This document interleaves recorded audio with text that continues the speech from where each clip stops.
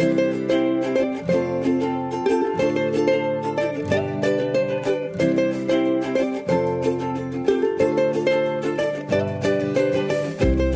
am Anna Seawold, and this is Authentic Parenting, a podcast about personal development in the context of parenting, where I explore how you can find more calm, connection, and joy in parenting through the process of self-discovery and inner growth with a trauma-informed lens. I'm a parent educator, and my mission is to help children by helping parents. The motto of this podcast is raising our children, growing ourselves. Today, breaking the cycle of intergenerational trauma. I really admire today's guest for her activism, for her courage, for the way she shows up in the world, and after our conversation, for her personality. I felt a warm connection with her, and she's such an inspiration. Her name is Leslie Priscilla. Leslie is doing such important work in the world. Leslie Priscilla is a first-generation non-Black Chicana with Raramuri lineage, formerly an early childhood educator and one-on-one behavioral coach.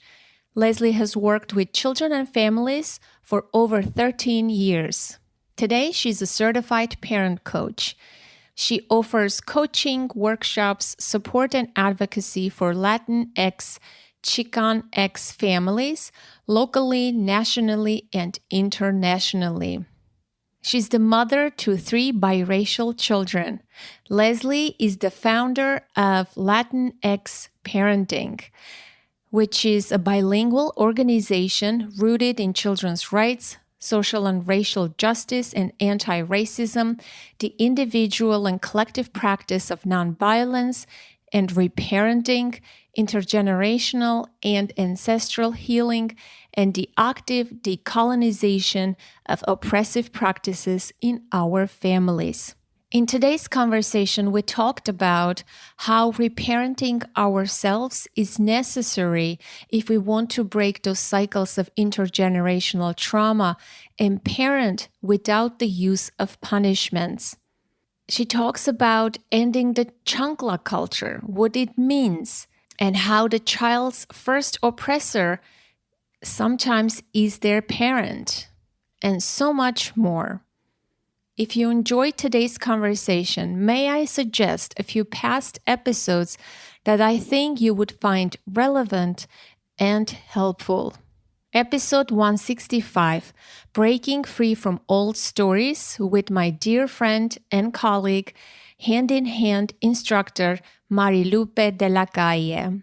If you have attended the Authentic Parenting Conference back in 2019, you probably remember Marilupe. She was present at our live event. Episode 283, The Hard Truth About Parenting the Conscious Way. This is one of the recent episodes with Ellen Gottlieb, and this was the choice for our monthly pod club in August. In case you didn't know, we have a monthly pod club and you are welcome to join. A pod club is like a book club, only instead of reading a book for a discussion, we listen to a specific episode of the Authentic Parenting podcast. The episode is selected by a voting process by our listeners, and that takes place in the Authentic Parenting community in our closed Facebook group. A pod club is a free event, and you are invited. During our last pod club in August, Ellen Gottlieb has joined our discussion as well. If you want to learn more about the pod club and all the other wonderful happenings in the Authentic Parenting community, please check the show notes. The September episode for our pod club is episode 262, When Your Needs Are Not Met, with Yvette Erasmus. Moving on, another great episode that I would love to suggest is episode 281, The Power of Self-Regulation with Sarah McLachlan. This is again one of the recent episodes. Episode 122, an oldie but goodie, Stop Hurting Kids in the Name of Discipline. Episode 152, How Trauma Gets Stuck in Your Nervous System with Irene Lyon. This is a very old episode recorded in the very beginning of the podcast. The audio quality may not be up to date, but this is packed with great information. And lastly, episode 269, Forgiveness with Dr. Fred Luskin.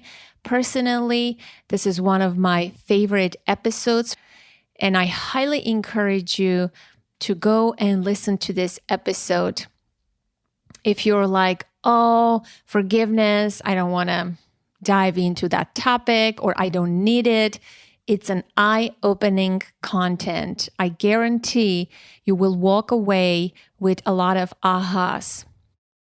If the topic of raising children without any punishments is of interest to you, I have written a short guide way back when I was starting out my business on spanking. It's called Spanking, 15 Reasons Why It's Wrong.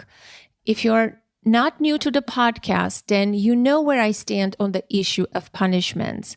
I endorse non-punitive discipline, and I strongly believe that non-punitive discipline, while it's not easy, it is certainly possible for any parent. Any parent can learn to parent without any form of punishment, period. You can download that guide for free on my website at authenticparenting.com/guide, GUIDE. And now, please enjoy this great episode with Leslie Priscilla. Well, Leslie, welcome to the podcast. I am so excited to have this conversation with you today. I'm so happy to be here, Anna. Thank you. I know I've been wanting to reach out for the longest time, and this is a good time now. Hey, you're right? Yes, absolutely. I was so excited when you did finally reach out because I'm a huge fan of the podcast. So thank you. I love your Instagram. So is everybody else. And whoever doesn't know, we'll put the link in the show notes.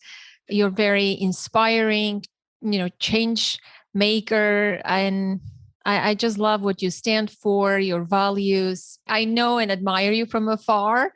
So I'm very excited that you're here today. Thank you.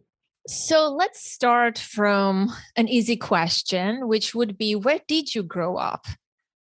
Yeah, I grew up on what is unceded Tongva and Ahashiman territory, which is also called Orange County, California. I was born in Santa Ana, which is very different than a lot of other places in Orange County. It's very brown. We have 75% Latino, mostly Mexican American. My parents are Mexican American. And so I was the first to be born here, well, besides my cousins. But my mom is an immigrant from Mexico. My dad is an immigrant from Mexico, and they came here in the 70s and 80s. And so, I've been here my whole life. I still live in Santa Ana. I've never left Orange County.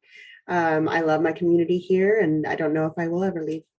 How about your parents? Do they still live there too?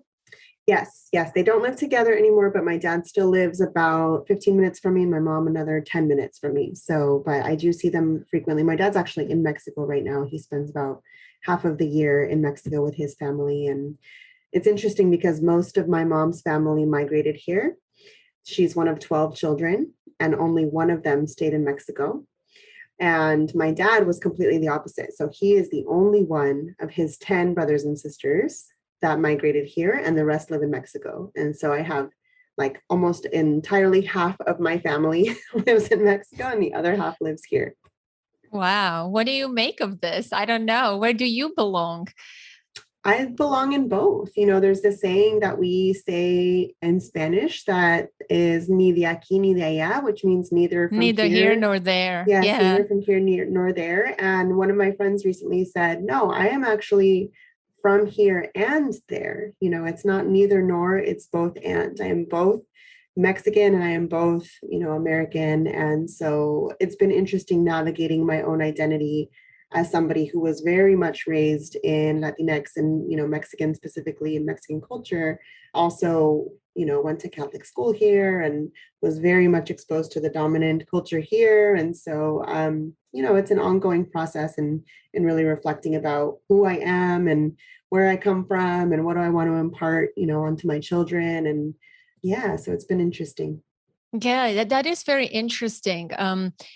Especially when we come from a different culture, from a different place, from a different geographical place. Like I come from Armenia.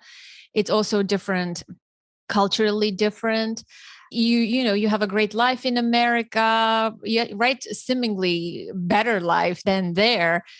And there are so many questions. What do you preserve? What parts of yourself, your culture, your identity, what seems to be your identity, you want to maintain and preserve and pass it down to your kids? And some things you have to just let go. And there's a lot of sadness and grief with that. It's a very interesting experience, but I could only imagine, like I'm, coming from Mexico or being a minority here, that could have its own added complications and layers, right? Yes. So where is home for us? Like I often wonder about those things. Like, where do I belong? Am I Armenian? Not really. I didn't teach my language to my daughter, for example. A lot of my friends criticize me for not given my daughter some of my traditions or things that I grew up with. And I don't see it that way. I'm more of like a world person, global citizen.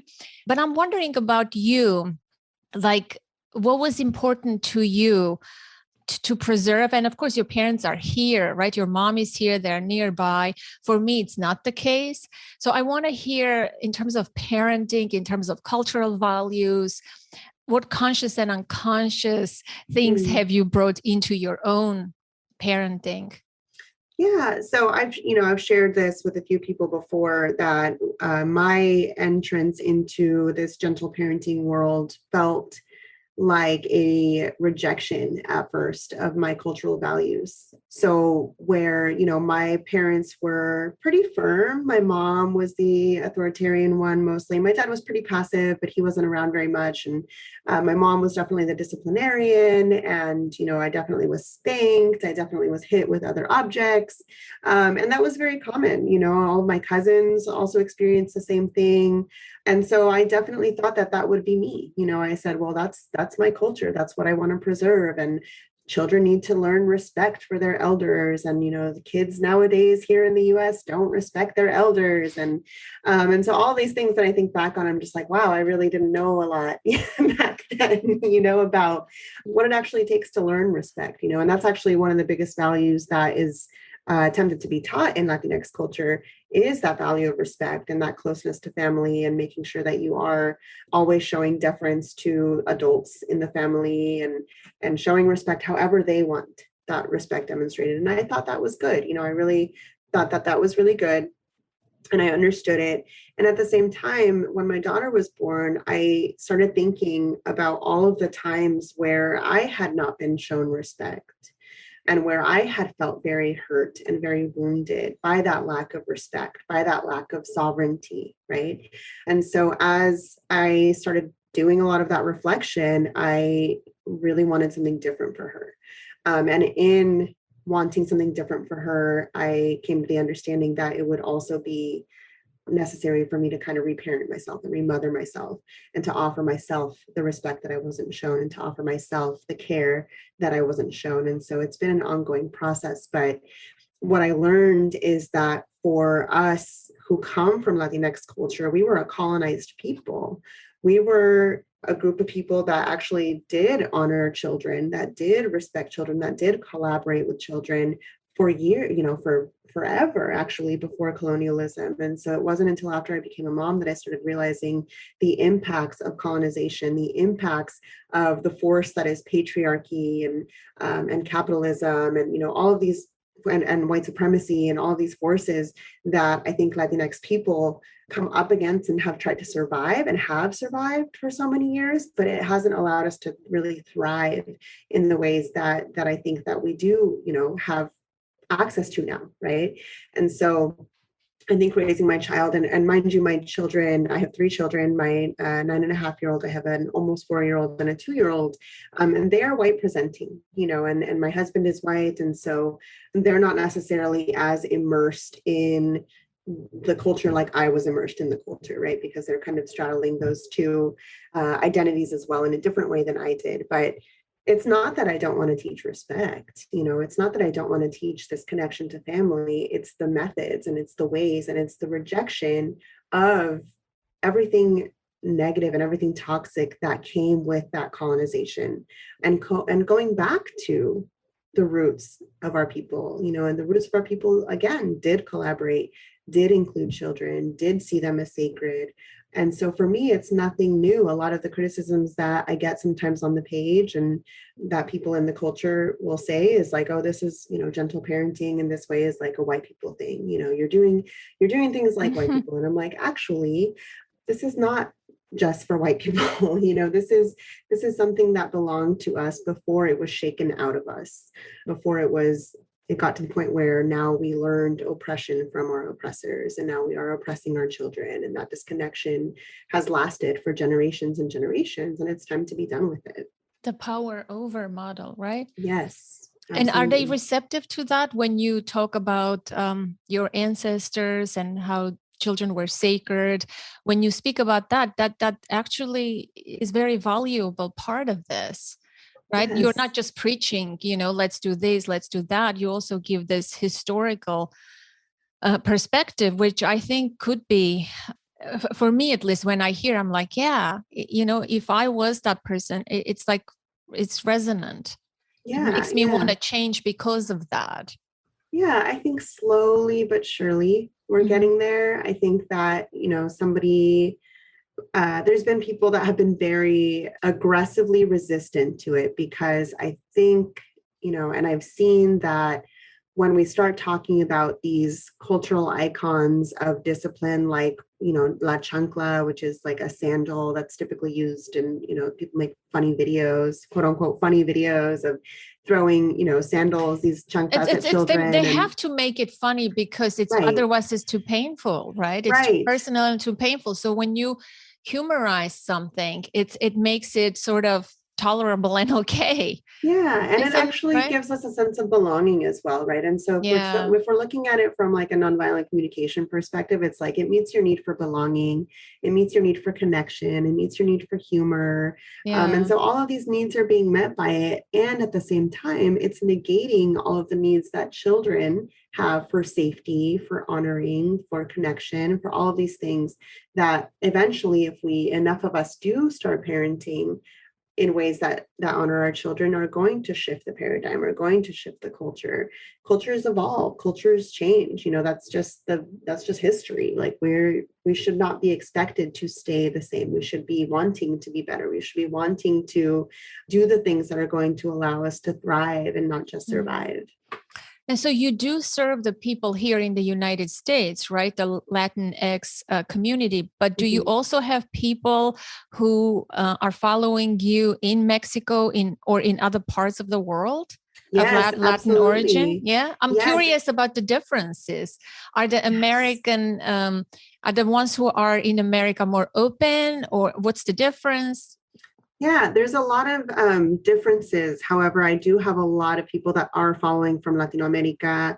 It's interesting because I have a lot of people that are Filipinx and Indian American as well, like a lot of people from different cultures and all from cultures that have been colonized, which is interesting. So this is kind of like where I start to talk about decolonization and what it means to decolonize these dynamics that were learned, by people that came to colonize and to change things and to, bring religion as well. And so, yes, there's differences, but I think for the most part, there is this thread of people that know that this is not the way to move forward. And I find so much hope in that, right? That regardless of, because every family is different, it doesn't matter whether you grew up in the US or you grew up in Mexico. If you understand what I call chancla culture, because that's what you grew up with. It may have been represented differently in your family, but it is still that power over dynamic. It is still that the fact that children's first oppressors are their parents, and so there is this common thread that we're seeing regardless of culture. But I think it's really beautiful to see all of us who are a part of the Latinx parenting community now coming together and identifying with these very specific wounds that don't originate from our parents. They originate from this colonization aspect. Yeah, I first became acquainted with the La Chancla culture. My daughter went to a bilingual school, 6 years of her life, from kindergarten to 5th grade. So she's fluent in Spanish. And, she was the only white in her classroom. And we purposefully put her in that school. And of course, her best friends were Spanish, Latin origin, right? And it was very interesting how I became to learn about the La Chancla, La Chancleta, I think also, right? My friend also told me that. She was making a joke, a fun of it. She was not parenting the same way her parents parented her. She's from Peru, but she was telling stories of this La Chancla. And I was not surprised because I've heard stories from in other cultures of similar things, right? And there's the belt, there is the classic belt. It's so. Is the chancla used by the mother only, or the father uses it too? So that's a question I want to know. So I want to bring it back to this idea of chancla culture, because I think that a lot of people hear chancla culture and they think that it's just about the mother usually wielding this weapon, right? Like this sandal, this discipline tool, ready. Quote unquote. Yes, this discipline tool, really punishment tool, hurtful tool. But when I talk about chancla culture, it's also about the emotional impacts. It's also about the mental, the spiritual, the energetic, the vibrational, right? Like when you throw your energetic chancla is that look that you give your children that feels violent, right? So it really is any kind of violence, any kind of power over, any kind of oppressive strategy. And I just kind of amplify it. Is that a word? I don't know if that's a word, but like I've created this emblem of La Chancla representing all of these other things. And that's not just what we do externally. It's not just what we as mothers, as fathers, as teachers, even, right? Like teachers are perpetuating this chancla culture, these oppressive dynamics also in the classroom. But it's also the way that we oppress ourselves. It's the ways that we talk to ourselves. It's the ways that we feel like we do or we do not deserve certain things. It's our value. And so this chancla culture idea is more of an umbrella, and it's not so much about the actual chancla. Although when you look at media and you look at videos and you even like see Coco, the movie Coco, you see like the grandma wielding the chancla. So typically it is a mother that you see holding it. But I think for me, that's just been the portal into this larger discussion about these oppressive strategies. And so again, it's not just the mother, it's not just the father, it's the older siblings, it's the teachers, it's the coaches, it's people that have learned that in order to feel powerful, they have to exert power over somebody else. And that does not come from indigenous cultures necessarily, at least not, the ones that I've kind of studied and learned from, because a lot of these cultures still exist. They're still very collaborative. They still see children as sacred and, important factions in the community that we do need to serve and preserve. And so I think that when I reference chancla culture, it is a lot of power conversation, this oppression, this separation, right, of children from their bodies. In Latinx culture and in curanderismo, which is kind of like the healing aspects of Latinx culture, where we do a lot of alternative healing modalities, there's this idea of susto. And really what it is when our spirits leave our bodies, right? And so when you think about the times that you were hit as a child, when you think about the times that you were berated or you were shamed or you were made to feel less than, that did not fill your spirit. That actually disconnected your spirit from your body, right? And so you learned to what's the word, untune, or like, no, the opposite of a tune is to kind of have that disconnection from your body. And so I see it in my children, right? Like if I yell at my children and they get startled, you kind of see that trauma happen in real life. That doesn't mean that I'm a perfect parent. That doesn't mean that I do not cause harm. And so I want to just be very clear, and you've covered this so much, right? Like that it's not about not messing up. And it's not about getting it perfect and getting it right every time with your children, because as we are trying to parent, we're also healing. We're also unlearning. We're also understanding what has impacted us when we were children. And so much of this has been about reparenting myself, has been about understanding that there are other layers outside of me that have impacted how I see myself as a parent and how I see myself as a person, and how that bleeds into my parenting. And your mom lives nearby. I'm also curious, she's witnessing how you parent in cultures like yours, mine included.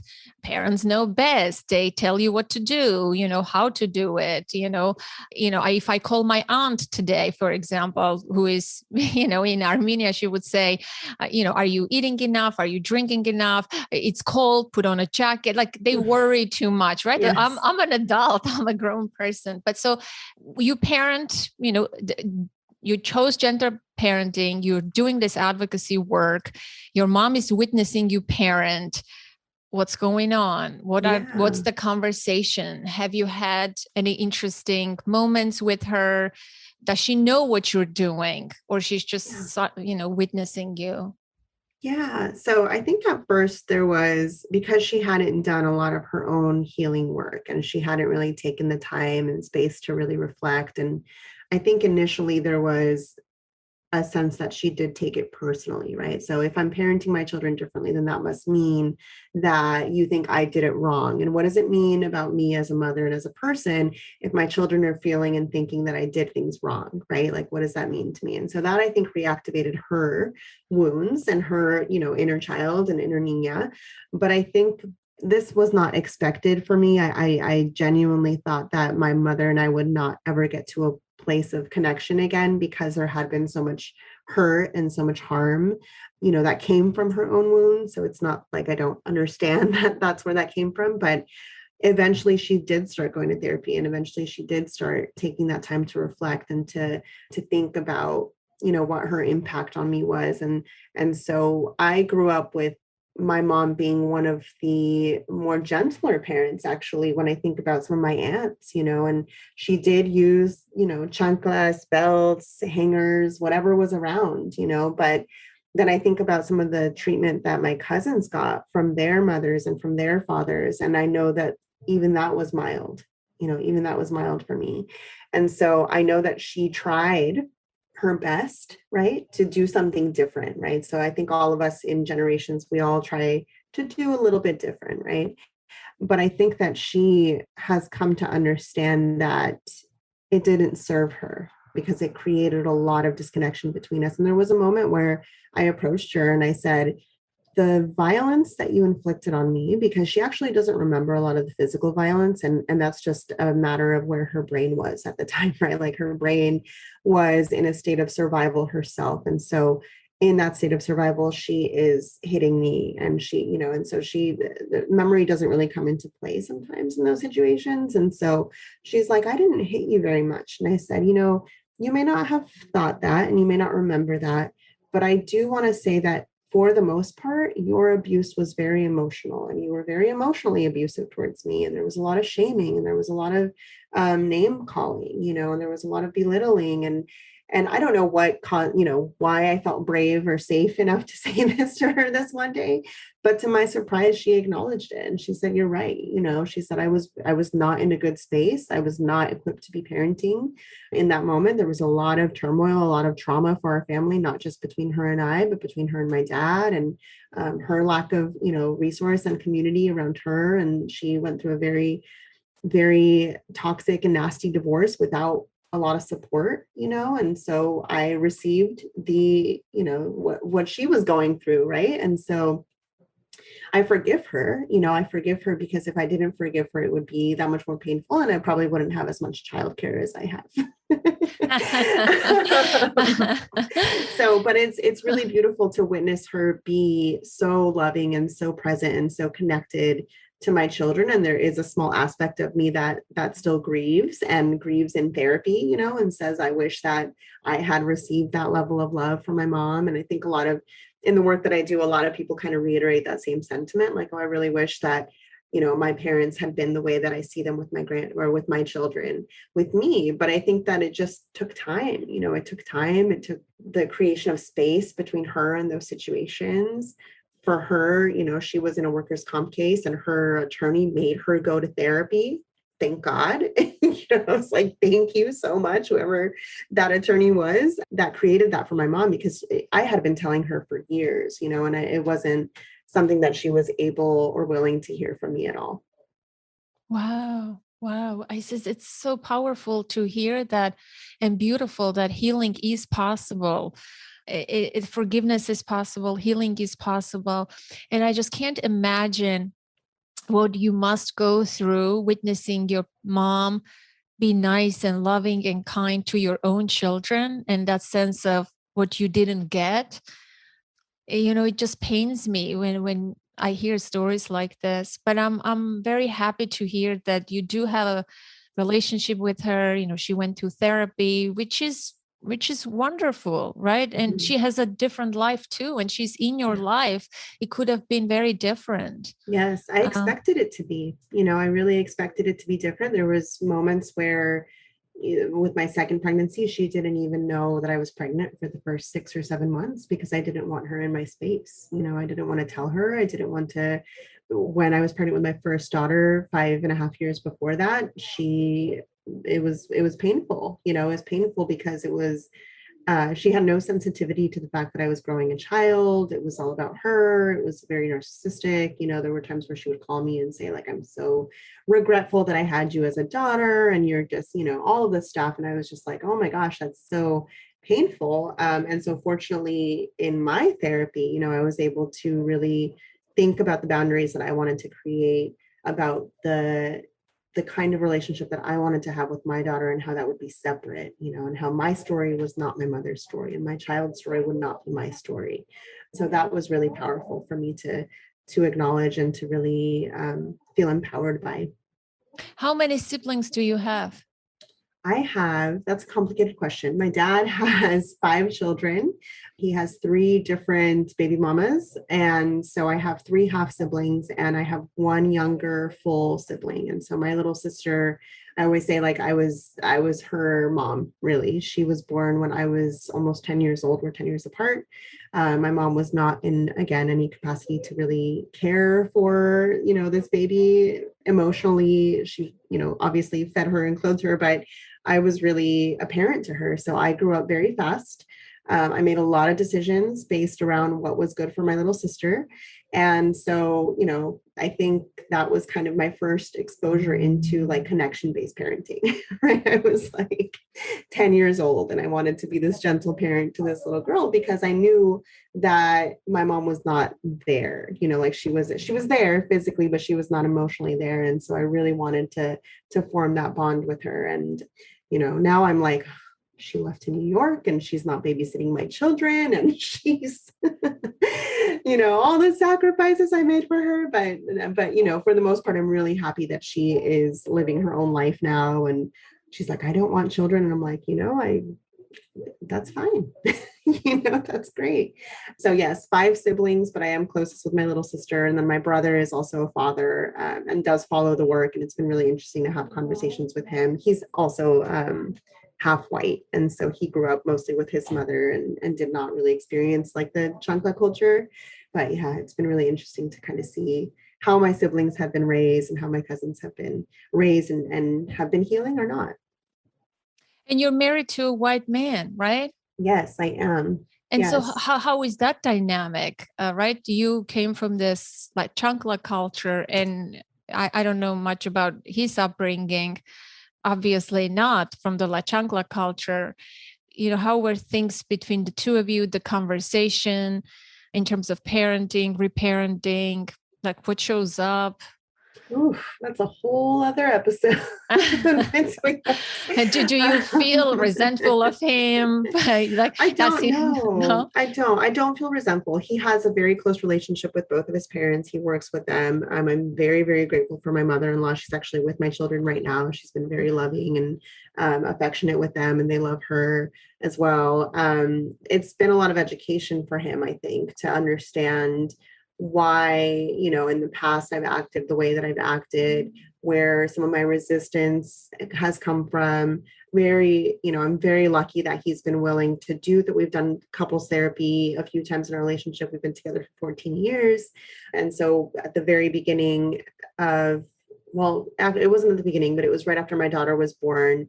This is before we were married, right? Like we had this baby out of wedlock, which was a whole other thing for my grandma. And, anyway, but I said, I don't want to get married unless I know you're willing to go to therapy with me and we can work through some things. And so I think a lot of the healing that we did as a couple was done in that space. We're still in couples therapy. This last year has brought a lot of couples back into therapy, I think. And so, it's ongoing conversations, it's ongoing identifications, it's taking ownership of, because I'm not the only wounded one. I think a lot of people have been wounded by this culture of power over, and it's not just something that Latinx people are impacted by. I think that white people also are impacted in more subtle ways, but definitely still, have to do with the perpetuation of it if they're not really willing to examine it. So I've been fortunate that he's been willing to examine it in many cases. And so, yeah, it's ongoing conversations. I think, he's doing his work, and that's all I can hope for. Yeah, I mean, it takes a lifetime to heal from childhood wounds, right? It's such a heavy cost. If only parents can raise their children just a bit with more consciousness, peaceful, gentle parenting. There is a quote by Pam Leo. She's an author. I think her book impacted me when I was first starting out my business. I think it's called Connection Parenting or Parenting by Yeah, Connection. Are you familiar with I Pam Leo? am. Yes. And she's an elderly woman now, and she has a quote. I use it a lot. It says, "Let's raise children who won't have to recover from their childhoods." Because Mm, we all know the cost of this recovery. It's not just a thing we say. It has such huge impact in who we are, how we live our lives, how our nervous system is, the underground fears that we have in the world, the limiting beliefs that we have, the relationships we form or misform, the way we parent. I mean, it impacts everything, mhm. right? Yeah. It's just hurts me so much. When you were mentioning, I worked in a correctional facility many years ago. That's how I started my career, working with kids. Mm, And it was not the best place. Children were being abused, hit violently. And I saw that a lot, and I said, I will never let this happen ever again.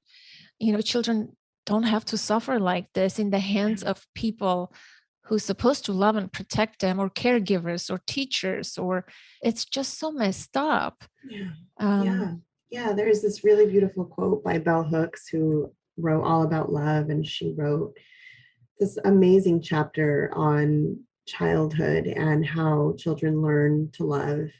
Highly recommend this book. We did a book club with another organization called Blue Mommy that's really like redefining what it means to be a man and masculinity. And so we read this book as a community. And one of the things she said that really struck me was children are the only marginalized group that cannot organize for their rights. wow, so powerful. And I was like, wow, and so it really does matter whether or not we advocate for them. And advocating for them can only happen if we are advocating for that unhealed part of ourselves that experience that woundedness as well. And a lot of people, unfortunately, are not there yet. And yet I maintain hope. And yet I still believe that at one point, hopefully, right? Hopefully, we will get to the point where we can be brave enough and vulnerable enough to say, yes, I was wounded and my parents did the best that they could. And it is also, in order to accept that, that's also that let's use the Chancla culture globally for everyone. Yes. Because as you explained to me what it means, right? It's this umbrella term. If we use it, it's because of that, because of toxic masculinity. With that comes that, right? Especially for those who identify as men, they can't have emotions. They can't accept that they were wounded, that, Right. and on and on. It's so we perpetuate the same harmful traumas and cycles. But it's interesting what you said. I want to just talk about a little bit what you said about your mom and the memory part, which is very interesting, right? Of course, she wouldn't remember what she did because she did in reactivity in the moment. Like she wasn't choosing to do this consciously, right? Yet we're not justifying her actions. But I think oftentimes what happens with, in traumatic situations, because the hippocampus and the amygdala are near each other, right? During trauma, a person who experiences severe traumatic events, those events get deleted from the memory. I don't know how to explain this in the neuroscientific terms. Oversimplification is, I also don't remember a lot of things from painful events. And I always wonder, like, what's going on? And it's because of that. It's because your brain cannot even store that memory because it's that powerful and painful. It deletes it. So your system, it doesn't stays there. That's why people, say, I don't remember. And also when we do things in reactivity, of course, we're not going to remember. And what's interesting about that is that although our brain turned off to protect us in those moments, our body stored that memory. And so when we act in ways where when we don't have that Dan Siegel talks about this in Parenting from the Inside Out. And, that was one of the first books that I read as a parent. And I'm so grateful that I did, because it really began this journey of forgiveness, I think, for my mom. Before I was able to explicitly forgive her, I was like, okay, things kind of make sense when you understand that there is a difference between implicit and explicit memory. And just because your brain does not remember something does not mean that she was not activated in those moments in her body, and it created that reaction, which came out at me and hurt me as a child. So it is this cycle, right? And so even though she may not remember those traumatic events for her, they live in her body. Unless you asked me at the very beginning, what is your first home? And really what I wanted to say was, my first home is my body. My first home is this sack of skin that I walk around in. And so that has been such a gift to me in my parenting, has been the permission to reconnect with my body, because again, so much of trauma is that disconnection from, between our spirit and our body space. And so when I am activated, it's not so much about being like, where does this come from? Let me excavate, into my childhood and pinpoint the exact situation. It's like, no, I'm actually here right now. I'm actually safe right now. And I can breathe through this moment, and I can go outside and I can be autonomous, and I can draw a boundary, and I can say, no, actually, I'm going to protect my inner child in this moment. And I'm going to walk away from this so that I can really reconnect with her, and really think about, not even think about, but feel into what she's needing, and get guidance, from Madre Tierra, from nature, from whatever spirits and ancestors I want to connect to in that moment. And so, a lot of people get very frustrated, right? Because I think it's a very colonial thing that we want to make sense of things, and just it has to be linear, and healing is not linear. And it's very cliche to say that, but we don't have to make sense of every single thing. We just have to really stay in that moment, reconnect with that inner niña, with what I call my inner niña, that inner child. I love that, inner niña. My inner niña, yes, and my inner madre, right? And develop that relationship with her. That has been the most important thing, I think, in my parenting, is that reparenting process, and knowing that that is not just for me, that is for my descendants, that is for my children's descendants, that is for my lineage before me, right? I can feel my grandmother's healing in my body as I heal my own body, and as I heal my own spirit. Yeah, hence Bessel van der Kolk's book, right? The body Hmm. keeps the score. The body Yes. does keep the score, and the healing has to happen on a body level. Yeah, no talk therapy. No Yeah. offense to people who practice or go to talk therapy. It has its own purpose and place, but Yes. Yes. you know, It's all the things, right? It's, it's all the things. do the Yeah, talk therapy, but do the dance therapy, do the art yeah, therapy, body. sing, yes, Yeah, yoga, like all of the things, whatever is going to support that healing process. If it feels like it really is truly genuinely healing, do it. yeah, And cultivating a we, sense of safety within your body, within yourself. It doesn't yeah. matter what happened. I mean, even if you know the story, I often like, so what? You know the story, you rehearse the story, but your Hmm. body still remembers the pain and you still get activated. You need to heal. You're responsible. You're here today. You're not Yeah. that niña anymore, right? Yes. And so there are so many tools available to Yeah. do that healing today, to use your breath to connect to your body, to go Yes. outside and look at open spaces, to Yeah. engage your vision, to engage your breath and your body. I think these three components are huge in shifting a lot of things in our bodies. Yeah, and Um, I do want to say also that, it is a privilege, right? Like it's a privilege that I can even take the space mm, to be able to do those things. And there's a lot of people in my community, in the Latinx community, that are facing poverty, racism, lack of resources, lack of access to healthcare, to therapy, to all these things, that you and I can talk about very easily because we've had the privilege to be able to access those. And so I think for those of us, this is why, when I talk about the work, it's like this is tied intimately and intricately with social justice, because if we can acknowledge what is necessary for our healing, then we need to be able to acknowledge the ways that systems and institutions prevent that from being able to happen. And those of us that have that additional privilege must fight for those systems and institutions to either be abolished or changed. yeah, agree completely. Well said. Well said. So, what does reparenting look like for you? And do you see a change in yourself, like from the first time that you became a parent, and where you are today? Your daughter is 9, so like 10 years later, 9 years later, what kind of growth have you gone through? How reactive are you? Do you notice your triggers ahead of time? It's important to know and to give hope to people who are on this Yeah, journey, that it takes time and it's not linear, but it's possible. yeah. And it's never complete, right? But Mm-mm. growth happens. And so what have you noticed in yourself if you were to go back in time when you first became a parent? Yeah, there's definitely a feeling of humility and knowing that I don't know everything. I don't actually even know most things, you know, but I feel like there is something to be celebrated when we do hold that commitment to examine and to excavate and to till and to really be real, right? This morning I was sending an email on my phone and my daughter came up to me and just started talking to me. And I was like, I totally ignored her because I was just in the zone, which I know so often happens with so many people, right? We're just like in this world of technology, and that's not the kind of parent I want to be. But in that moment, she's talking to me and she said, you know what, Mom? She was upset with me after that. And I was like, why are you mad at me?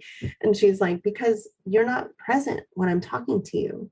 She's like, you're somewhere else, you're in, what does she call it? She's like, you're in the zone or something like that. And I had to really humble myself because part of me, right, the traumatized, wounded part of me wants to be like, don't talk to me that way. I'm your mother, like, don't you dare say that there's anything wrong with me, right? And so I was like, you know what, you're right, you're right. And I'm really sorry and it's wrong. And that was it. And it wasn't like, do you forgive me? Because she doesn't have to, right? She doesn't have to forgive me, but I want her to know that that wasn't okay. And so I think such an important thread in this reparenting process has been the ability to be humble, and then to also discern, right? Discern what is true about the situation. There's been times where, my husband and I will get into an argument and I'm like, this isn't actually about me, and I know that it's not about me because I've done this work to be able to discern what I can, I don't like to say take ownership of, but I can really claim, right? Like, you're right. These are my wounds coming up. This is my trauma. This is something that I need to work on. And so that has only happened as I've reconnected to that little girl in me and reminded her that she's not in trouble anymore. But there's another aspect to this too. Sometimes I hear people use this inner child, this is my wounds, with their partners as a card.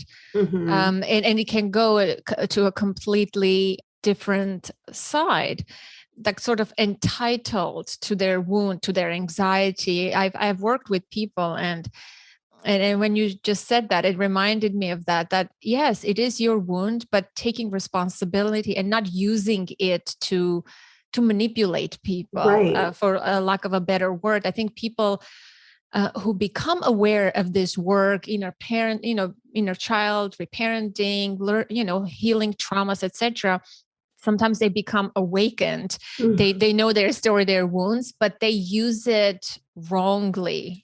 Right. And I think do you know what I mean? I do. And I think because I have the reparenting course. And so what comes up a lot in that course is like, okay, now what do I do? Right. Like, what is the action step? Because it's not anybody's responsibility really to take care of what we need to take care of. And so I think what has been really powerful for me is to say, okay, these are my wounds and this is how I'm committing to doing something different, right? So that this isn't an ongoing thing that we have to deal with. And so that action step is so important, and that has nothing to do necessarily with my partner, and that has nothing to do with anybody else, but just what I'm committing to do with my inner child, right? It's not just like that validation, but it's also that discipline. If we are just constantly validating, we're like, all feelings are valid. Sometimes feelings come from wounds and those feelings are not as valid. We really have to be disciplined and say, okay, well, what are you going to do about it? What are we going to do about the situation? If you are really truly committed to changing it and to shifting that in your relationships. And so I think what gets lost sometimes in that reparenting conversation, because people think it's like, oh, it's just all about validating, and it gets very mushy and but it is a disciplined process because you are making commitments and those commitments are backed by action. I love that. Yeah.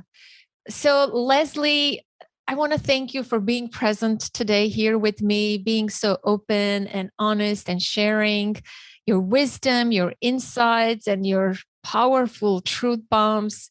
This was a moving conversation for me. I have to re-listen to this conversation again. Thank you. And I do too, because sometimes I forget all of these things as well. So there is no perfect parent and we all have to just keep going. Yeah, agreed. That concludes today's conversation, my dear listener, and I hope you enjoyed it. What's your biggest takeaway? What is your biggest aha from this episode? Get in touch. Share your thoughts with me. I would love to hear.